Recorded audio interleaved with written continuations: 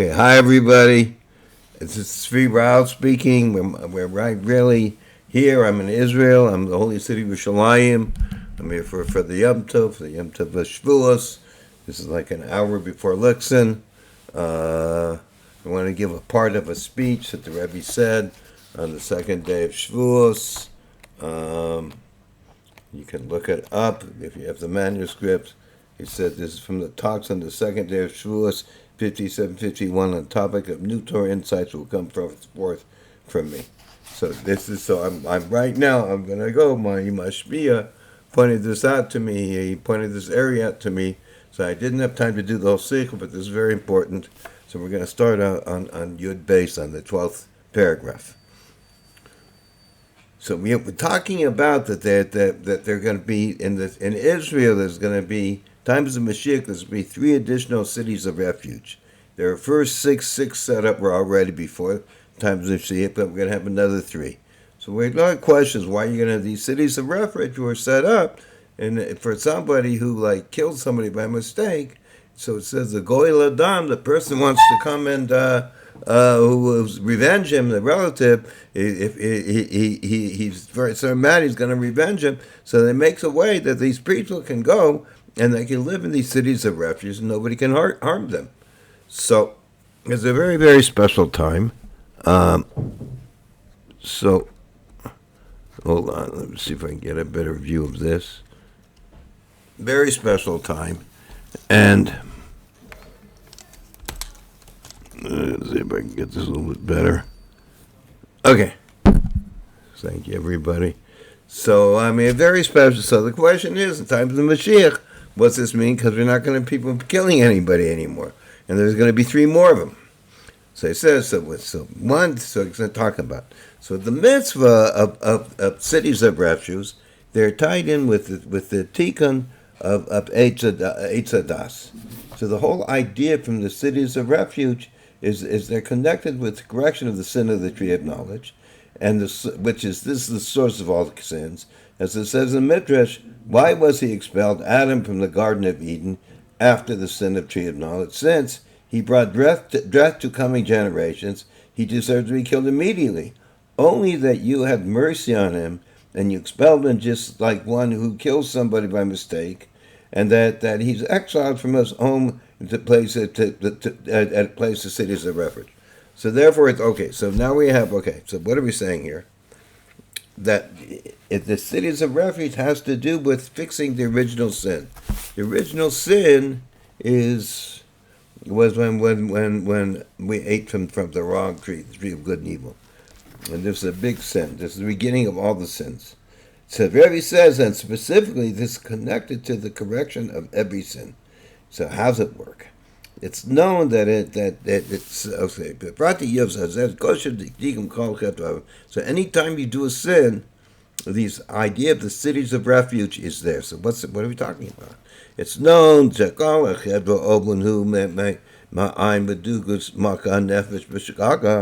it says that anybody does a sin in any way, it's like a person killing somebody by mistake, manslaughter. Like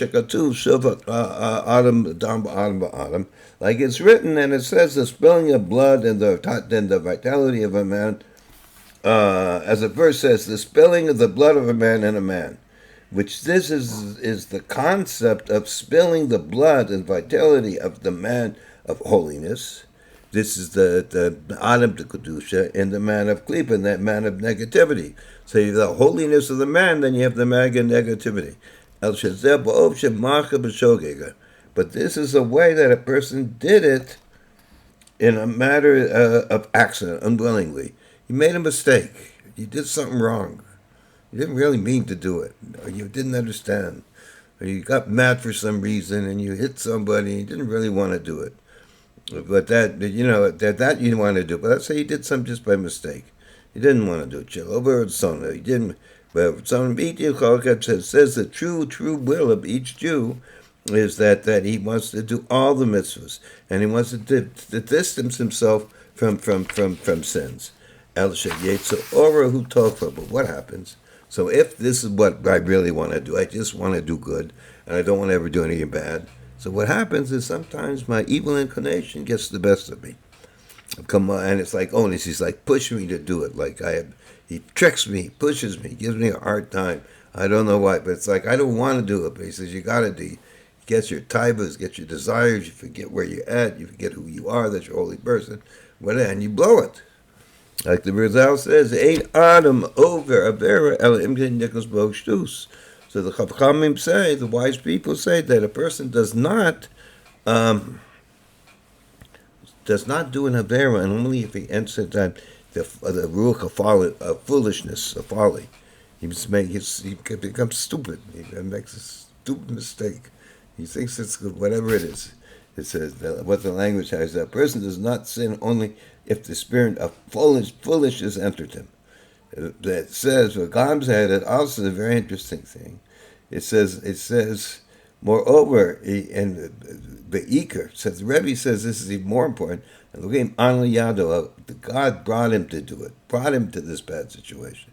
Like it's written, Nor Elim al b'nei Yisrael. Like it says, the awesome one devised plans on mankind. A plot was posed on him. In other words, it's like we see the whole thing. With the first sin, we see what happened with Chava, the first Eve, that she was a beautiful and wonderful person. She didn't do anything. All of a sudden, the snake comes to her, starts telling her this and that. And the snake was known as cunning, and she was a simple person. So she started to listen to him, and she forgot about what Hashem said. And she went and did what the guy said to do. He said, listen, you can't touch it. So she touched the sundance. So he convinced her. The same thing here is that Hashem brings us these foolishness, these things come to us. Even by the sin of what we're talking about, the giving of the Torah. It says Moshe Rabbeinu said he was going to come at a certain time. And they didn't know he meant that certain time meant the whole day, 24 hours. Because he left at night, only partial day. And then God made it that there was in the heavens I saw on the bed Moshe Rabbeinu that he died, all different types of things. So it says so God caused us to do us. He set us up, so to speak. He conned us into it in a way. But Tikon Zewai is Galus Yirm Eklat. So how do you fix yourself? You make this mistake. This is by going that you sent you aside in the city of refuge. Sharon was that, so it's a hint. So the idea of the Torah, it hints, it alludes to the Torah. Like the Chazal says the words of the Torah is a refuge. Hainu, what's this mean to say? That the Torah itself is a refuge for a person, that he occupies him in it to guard him and to save him from the avenging blood. What's the avenging blood? The one who's like in the Malchus, and somebody, you killed somebody's relative wants to avenge his death of the one you killed. But the avenging love here is the angel of death. So therefore, that for the person that occupies himself and to guard himself and save himself from the avenging blood, i.e. the angel of death, the Satan, the evil inclination, moreover, that through it is the correction of the spilling of the blood and vitality of the man of holiness is accomplished since the new vitality of the Torah light is drawn forth. So it says over here, I'm going to notice it again in Hebrew, it says this tikkun, I'm passing directly, this fixing that is through the person is sent to the Galus to Yermiklah, that this hints on the Torah. Like the Chazal say, the Torah says is that word the words of Torah is refuge. You get saved. It's a city of refuge. This means to say that the Torah that it's a refuge for a person who's involved in it, who's occupied in it, and it guards him and it saves him from the Gol Hadam. Who's that? The one, the revenger. Who's that? That is in the spiritual sense. This is the Satan, and he's a Yitzhar, the one telling you to do that. And not only that, not only does it save you, but also through this, it fixes, it makes a tikkun, it corrects the spilling of dam, the letting of dam, the chayes adam, and the spilling of dam, and the chayes adam, the kedusha, and also the life of the man from above.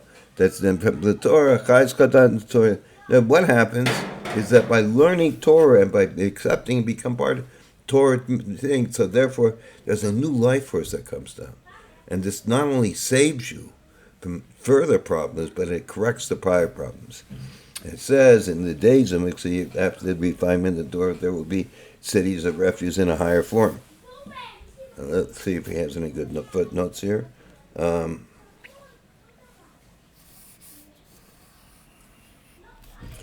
This is kind of interesting. I wonder if we can catch it. So it says the words are Torah of refuge. So if you look at footnote 103, what does it mean? The city of the refuge, a city, that the words is of refuge, which is that city is made up of a group of houses, and every house is made up of stones, which stones symbolize the letters of the Torah.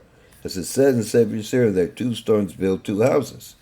So therefore, stones build houses, and from their combinations, these are the letters of the Torah. The words of the Torah are made.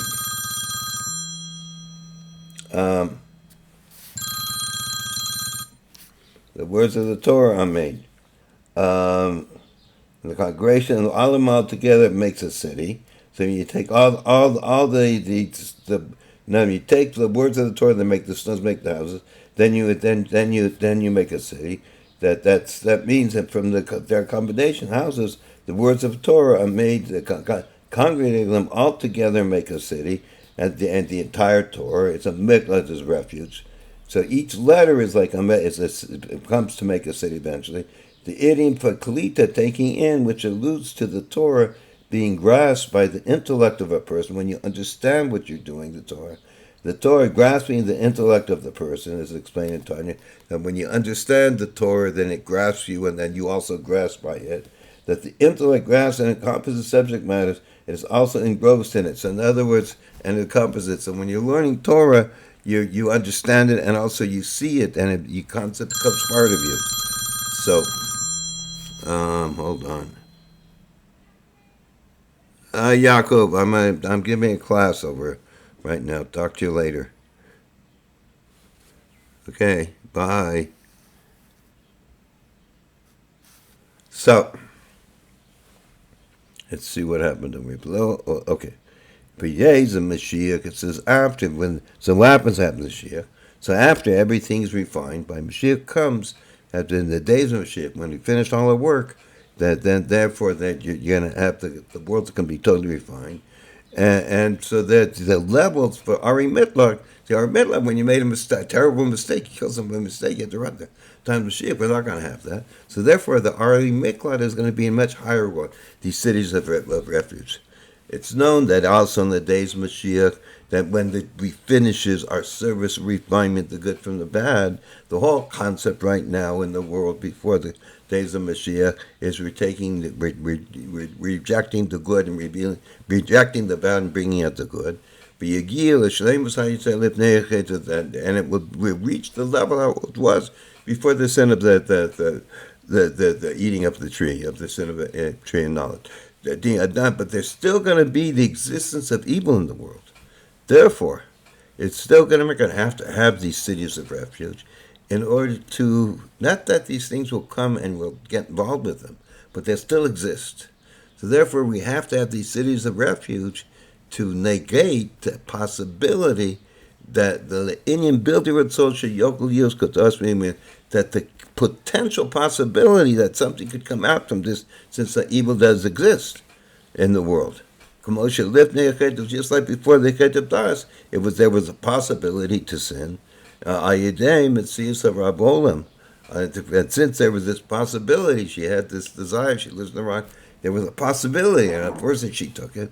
So since she took it, so there until Adam did it, so therefore there was a love the Metzias in the world. So let's go this over in English once.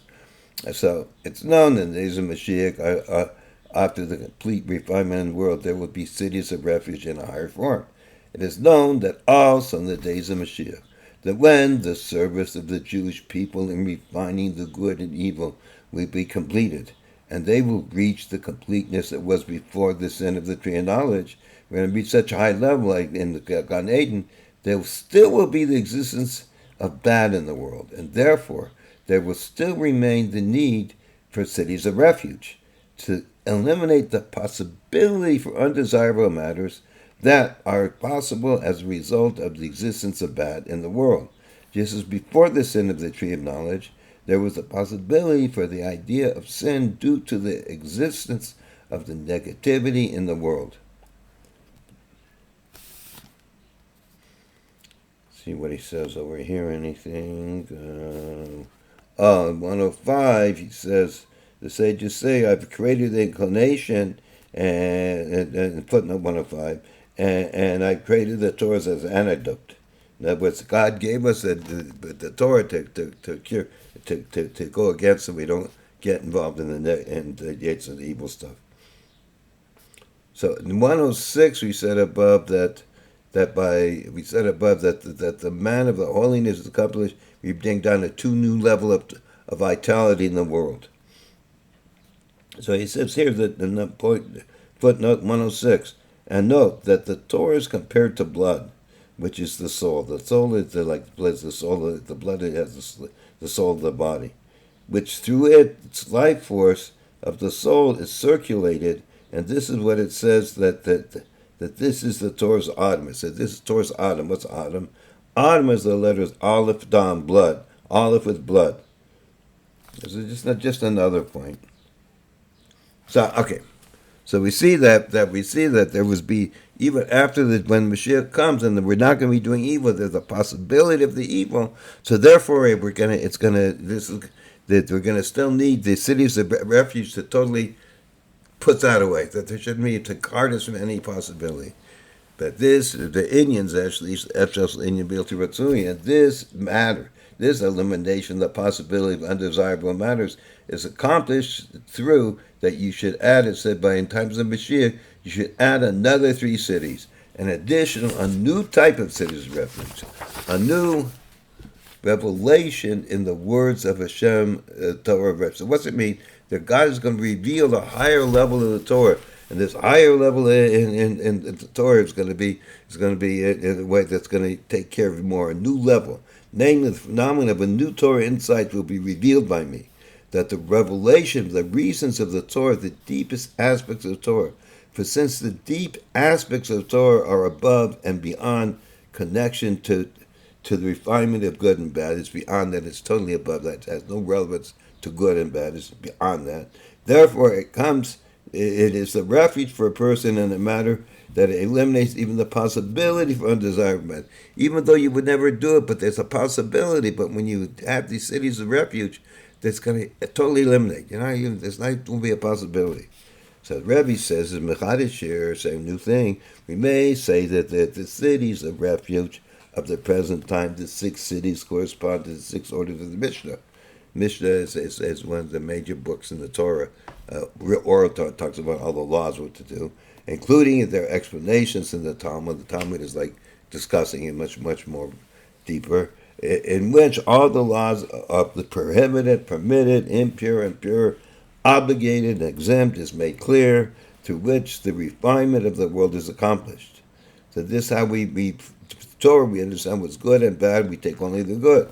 And the cities of refuge that will be added in the days of Mashiach, 3 cities correspond to the additional innovation in the Torah in general. That what's there going to be a new thing. There's the trifold Torah, the 3 cities, and there's also the revelation of the deepest part of the Torah. So what's going to happen in times of Mashiach? We're going to have a whole new revelations of the Torah, much deeper than now, and they will guard us even for the potential. And this will be appreciated.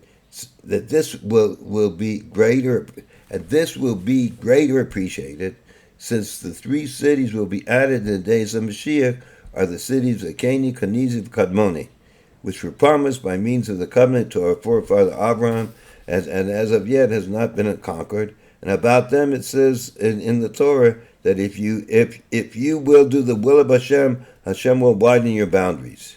So they're talking about now the land of Israel is 7 nations. They represent the 7 attributes. Malchus. Now that's how the attributes is how a person relates to the world. The intellect is how the mind is beyond the world, and tells that now the mind, basically we use the mind to understand what's good and what's bad, and therefore we conduct ourselves. If we understand it's no good, we don't push it away. We don't like it. If it's good, we like it. We want more. We want to help. Like to help a person is good, so we want to do that. To be mean to somebody, we don't want to do it. So this is So, but at times of Mashiach, it says that there's going to be three more. Like Avram was promised 10 nations. And these nations have to do with the idea of the intellect. Let's see if he goes on to explain. Okay, so going to be three additional cities. That they weren't on, because the Torah says so. But so if we're doing Hashem's will, which the whole concept of Mashiach and refining the world is doing God's will, and we've finally done all that so far, it's known that the conquering of the land of the seven nations in correlating aspects of the soul is the phenomena of the refinement of the attributes, which in the great general service in the present time. So now we're just trying to refine how we do stuff, how we relate to one another, how we love one another, how we're strong with one another, how we have beauty, all the different levels of how we relate into the world. And the conquering of the three nations, Keni, Kaniz, Kadmoni, is corresponding to aspects of the soul, the phenomena of the refinement of the faculties of intellect that will be in the days of Mashiach, which then there will be the revelation of novel insights which were revealed by me. So what we're talking about here is times of Mashiach going to have whole new concepts that's going to be revealed. And this is just that in math, I'm not very good, not much about I heard. There's like practical math and there's this pure math. So pure math is just thinking numbers that don't have relation to the world. Practical has relation to it. You have like the Torah that's just thinking about God and with God. It's not relations beyond the world. The times of Mashiach when the world's totally refined, and the base of Mikdash is here, and you see godliness, we're going to be in the level of this wonderfulness, of understanding more this, we won't need to know to refine ourselves how to relate in the world, because that's all we're taking care of. We'll all be wonderful people and nice to one another, and happy with one another. Now let's go 13. Now based on this, we may explain that also the innovation, the days of Mashiach, the law will be like Beis Shammai. So earlier in the Sikha, we talked about that times of Mashiach, times of the Golus, he says the law is like Beis Hillel. But times of Mashiach, it says the laws will be like Beis Shammai. They're both godliness, but they're different perspectives, and Rebbe's going to go and explain. The first explanation of the argument of Beis Shammai and Beis Hillel is that Beis Shammai prohibits and Beis Hillel permits. That the argument is regarding in which manner the Torah refines the world. So how are you supposed to correct everything? One says, if it has problems, it's problematic, possibly problematic, we only want the purest. The other one says, it's only potential, and what we see now is not bad, so we want to take it and elevate it. Let's see how it works. So regarding matters that are certainly undesirable, all agree that there's something that we know is trade, no good. All agree that the refinement is a way of pushing away. It says the left push, the right break flows, and left pushes away. The impure, prohibited, invalid, matters that are certainly permitted, matters one is allowed to do if one wants to do. Okay. Matters that are certainly permitted, matters that one is allowed to do when wants to do. According to all opinions, the refinement is a matter of bringing them close. You take it, you use it for Hashem. You use it for holiness. Permitted and valid. That through using them for the sake of Hashem, for the sake of heaven, it says all your actions should be for the sake of heaven.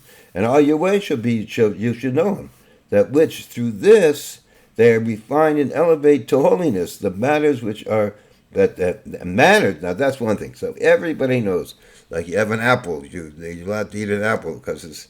Of course, if it's Malchus taken in Israel, you have to watch out. It's the right year, but things that you're not allowed to do. Everybody says you should use it. You should use it for Hashem and elevate it and bring it to a higher level, because that's what it's there for. To bring it to a higher level of holiness is more special. To reveal the godliness in, which though this they are refined and which through this are refined and elevated to holiness. So it says that the matters that isn't a doubt. If they need to be pushed away, or if they can, and therefore they must be brought to close and elevated to holiness, you can save this thing, being that the badness is not evident actually and clearly, rather merely in potential or like. Beis Shammai and Beis Hillel argue. Says, okay. So in other words, we have something that looks like it to use for holiness, but it has problems in it. This might be something not full. There's issues. So in such like that, there's a disagreement. The Beis Shammai says, which the soul of the soul is from the level of severity that the intellect is inclined to be stringent, to push away and prohibit also matters that are bad in them is merely potential and it's hidden. And Beis Hillel, which is the source of their souls, from the level of kindness, that their intellect is inclined to be lenient and to bring close and permitted matters that do not have actually bad in them, that do not have bad actually and in revealed ways. So Noah says something that could. So let's see what he says. And the difference is also hinted in their names. Shammai's Maleshin Hashem or Chosav. Hashem evaluates his ways. That he evaluates his ways at the highest caution, even from the hidden bad. And when he finds that they have hidden bad, he pushes them away and prohibits them. And Hillel is the idiom for Hillel is from Lashon Bahalu Nera Alevoishes, that it says that when it shines his lamp on my head, which in the concept of light and revelation, drawing the light of Hashem also in a place that there is bad and potent and is hidden. So he says, let's take this thing because it's not bad, it's only hidden bad. But in reality, we can take it and use it for good. So that's the difference. So, okay. So we may add that the difference between Beis Shammai and Beis Hillel also is the level of the Torah through which the refinement of the world is accomplished. So it says, it's very interesting. So now we said, because they're all in Torah, we talk about these two rabbis and how they have different opinions. So Beis Shammai is smarter. He says he's a higher level in Torah study.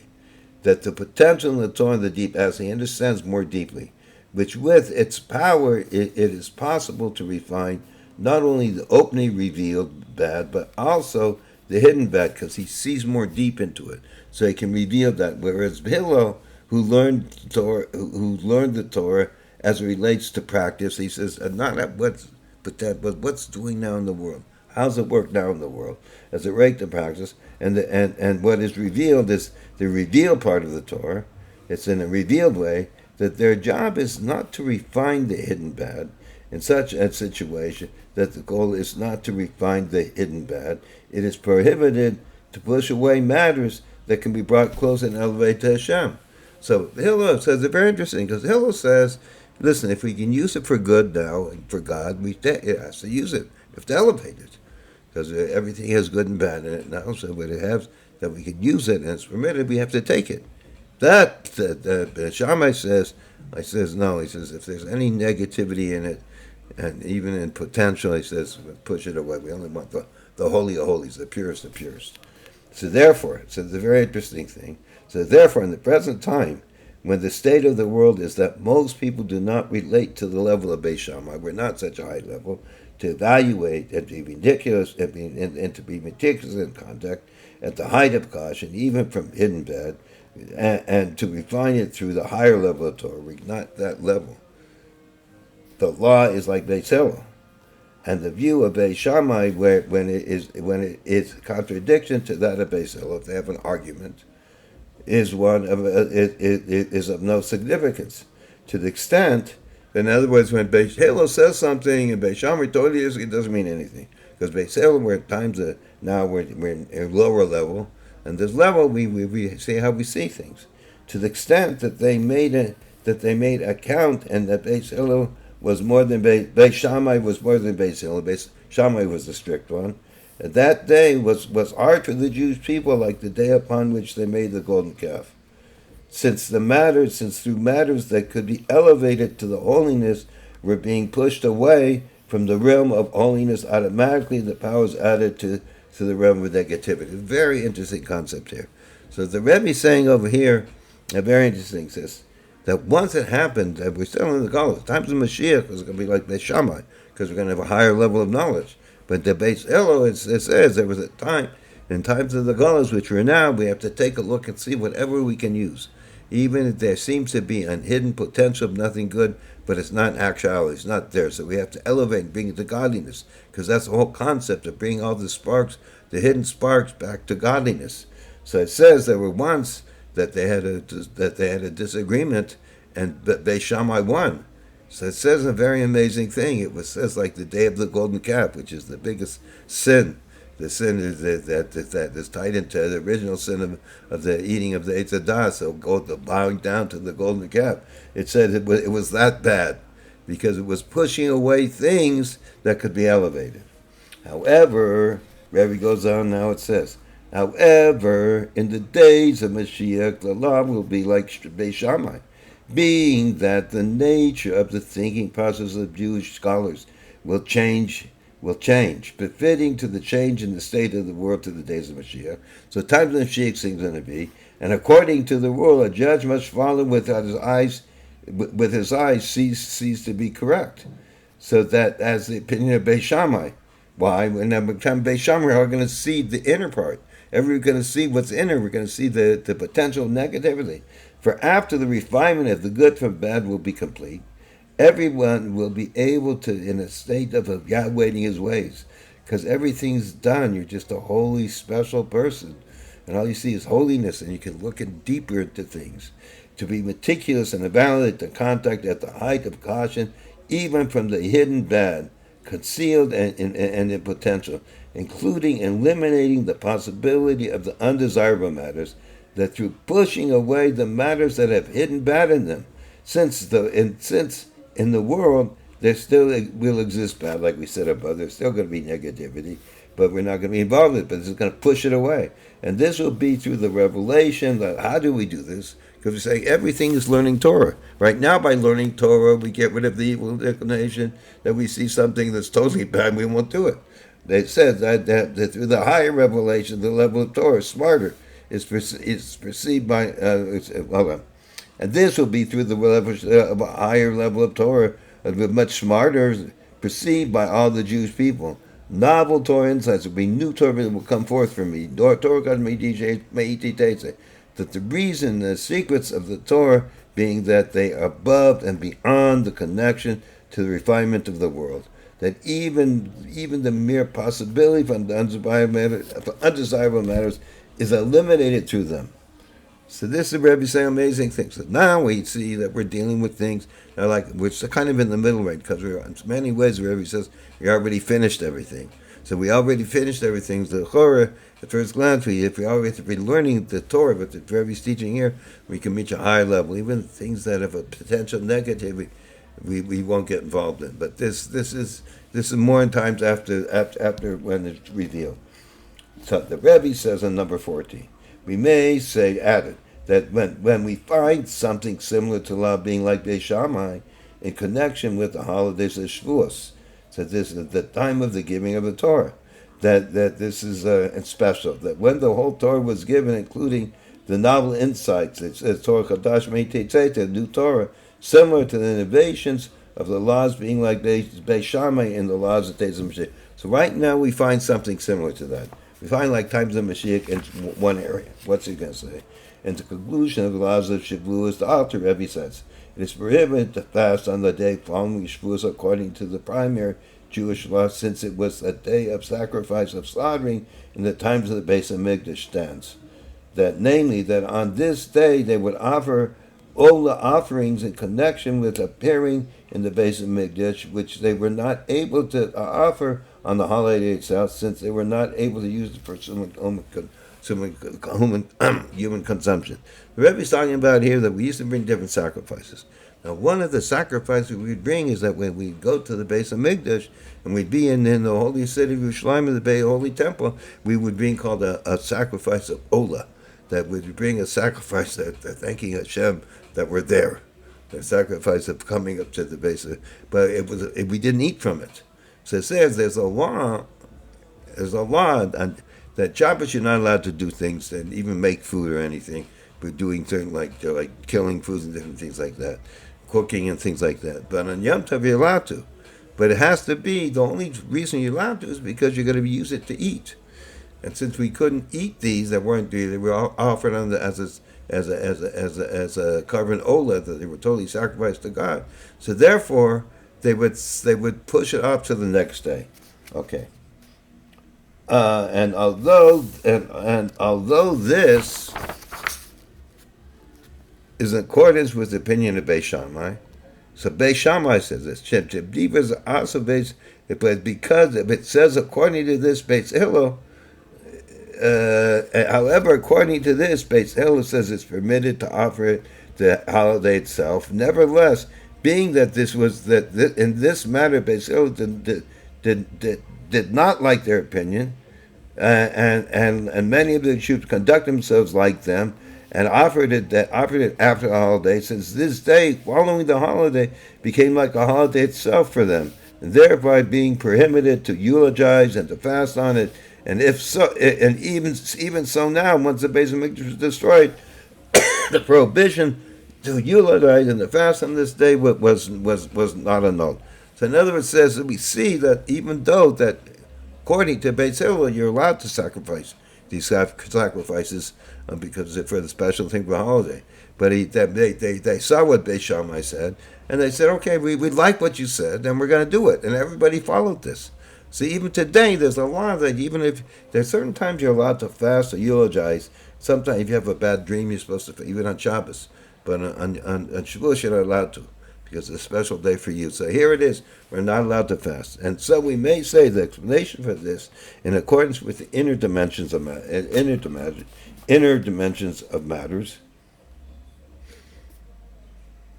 the inner matters, that in the Torah it says the day prior to Shavuos, it is a danger to let blood. You can't let blood. Why? For if not for the Jewish people accepting the Torah, it would have been slaughtered and there would be fresh blood. That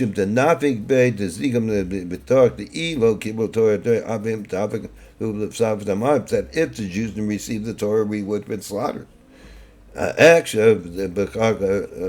therefore it says over there therefore we're not allowed to let blood, because we're not supposed to be slaughtering. So the Kedusha Goddess Mashal says similarly, it should have been called slaughtering rather than slaughterer, for it is coming to slaughter others. In other words, if we're doing something, we're going to get slaughtered. He answers that the spirit which is in the Satan, the evil inclination, the spirit of the angel of death, who comes to slaughter the Jewish people, had they not accepted the Torah. However, once they did accept the Torah, they conquered their evil inclination. On the contrary, it says that the Jewish people slaughtered the evil inclination. Instead of being killed by evil inclination, we slaughtered the evil. We slaughtered it. And we may say, which the Rebbe says a Chiddush, that this is also the content of the day of slaughtering. So it says it's a day of slaughtering, not slaughter, that we're slaughtering. That the day following Shavuos, that the slaughtering of the evil inclination, namely, that the day before Shavuos, before the giving of the Torah, our spirit goes out. That comes to slaughter the Jewish people, to go against us, had they not accepted the Torah. But on the day following Shavuos, after they accepted the Torah, it becomes a day of slaughtering, not being slaughtered. Namely, that because the Jewish people slaughtered the evil inclination, so this is that we're killing the evil inclination. And the reason is that in this matter, Beis Hillel did like the opinion. He liked this idea, the opinion of Beis Shammai, and many Jews conducted themselves like them to offering them after the holidays. In other words, people liked how we thought about it, the idea of slaughtering, that before, if we don't do it, we get slaughtered, but now that we do it, we're doing the slaughtering. So we may say that on the holiday itself, the time of the giving of the Torah, which includes in a concealed way the novel insights that will come from me, that the reasons and the secrets of the Torah, which are above and beyond connection to the refinement of evil, such a level that Torah has nothing to do with negativity. There is no place and need for the slaughtering of the evil inclination. You don't have to, because he's not there. There's nothing there. As the opinion of Beis Shammai, that due to the higher level of the Torah, the sharper, that they negate and nullify also the hidden bad, and even the more possibility an undesirable matter, and therefore the day after the holiday Shavuos specifically is the day of slaughtering. So let me go over this inside. So this is pretty difficult a little bit, so let's go over this. You read it over again in Hebrew so I understand it a little bit better. It says the reason said Badavas are also the why had basically went like the words of Beis Shammai, that and many Jews followed them. The Hagrib that they bring sacrifices after the first day of Yom Tov. The Rebbe says it's a chiddush that in Yom Tov itself, the time of the Gimel Torah, Shakula Ba'elam Gam, that includes also the hidden Torah, the new Torah, that the Mashiach's Torah, and the reasons and the secrets that in the secrets of the Torah that above refinement of the evil, being Malcolm, therefore you don't have to slaughter the Yezorah. This is like she just bitched by Shammai because we're on beyond that. Mitzad Malusa Belima Torah Dabi Shalom Avato Gama Rad Nelim Absharsh the Indian Building Ritzim. Because by Shammai through learning we reach the level by Mashiach. We're going to learn the deeper levels. So when you learn the deeper levels, you only want godliness, and anything that has anything of questions or anything you don't want. So therefore it comes out after Chag Shavuos that it's a day of slaughtering the evil.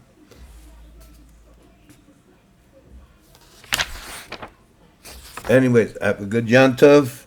This is a very, very special time. This is the only hot time, like we said before, Nami Lachem. That's a special day from this Yom Tov. And every year when it comes, it's even a higher level that God made in a way that He revealed how the spiritual and the physical become one.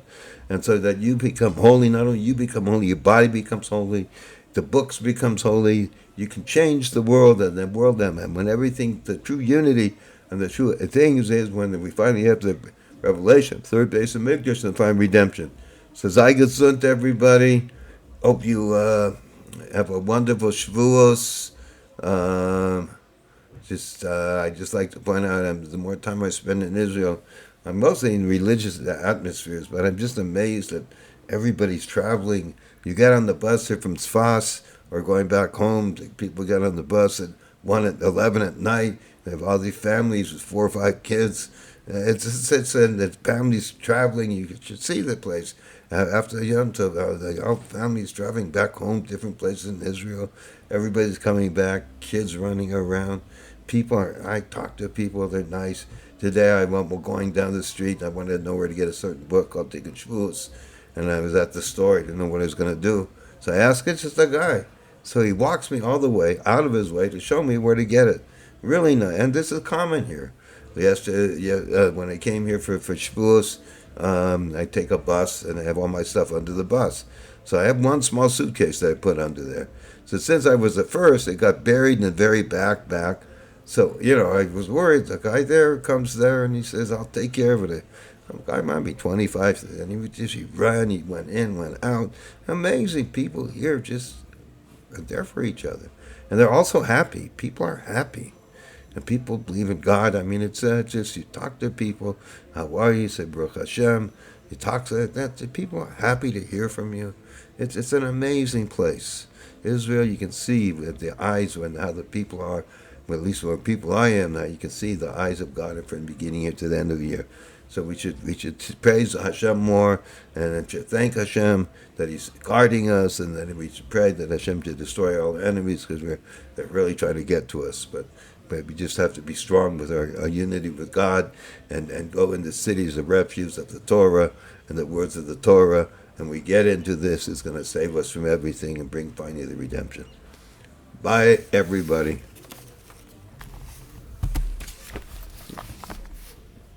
Let's see over here, get this. Sei gesund.